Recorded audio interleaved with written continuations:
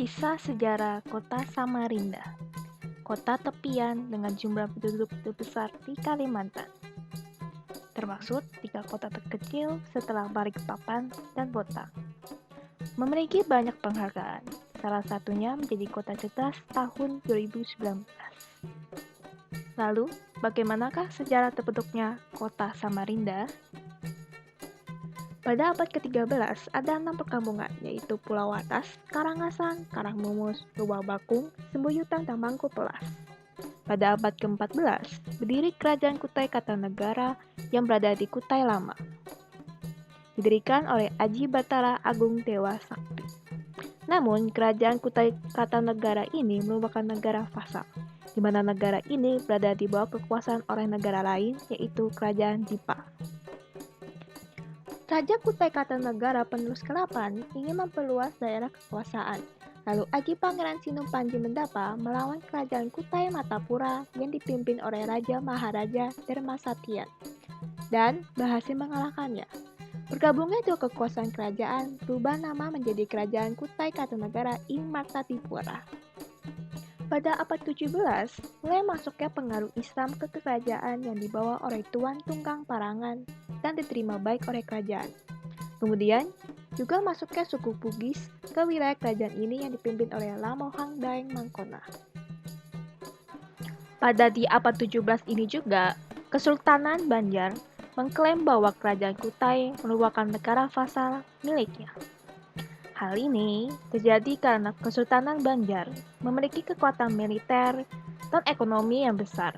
Namun, di balik itu semua terjadi konflik perebutan tatah kerajaan antara Pangeran Aminullah dan Tamci Dila, di mana hak Pangeran Aminullah lah pewaris sesungguhnya. Namun, Tamci Dila ingin menguasai tahta. Konflik ini dimanfaatkan oleh VOC untuk mencari kesempatan menguasai Banjar dengan memberikan bantuan ke Tamci Dila untuk menjadi raja, namun dengan syarat memberikan kedaulatan Kesultanan Banjar kepada VOC. Dan mereka pun akhirnya sepakat. Jatuhnya Kesultanan Banjar termasuk negara vasalnya, yaitu Kerajaan Kutai menjadi milik VOC. Pada 31 Desember 1799, VOC mengalami kebangkrutan akibat korupsi dan dibubarkan kemudian diambil oleh pihak Belanda. Setelah itu masuklah suku Banjar ke wilayah Kerajaan Kutai. Kemudian, Raja Kutai Kartanegara penerus ke-14 untuk pertama kalinya merubah nama raja menjadi sultan, yaitu Sultan Aji Muhammad Idris, dan merubah kerajaan menjadi kesultanan, sehingga menjadi Kesultanan Kutai Kartanegara ing Martapura. Pada tahun 1811, Belanda menyerah kepada Inggris karena efek kebangkrutan VOC mempengaruhi kekuatan Belanda.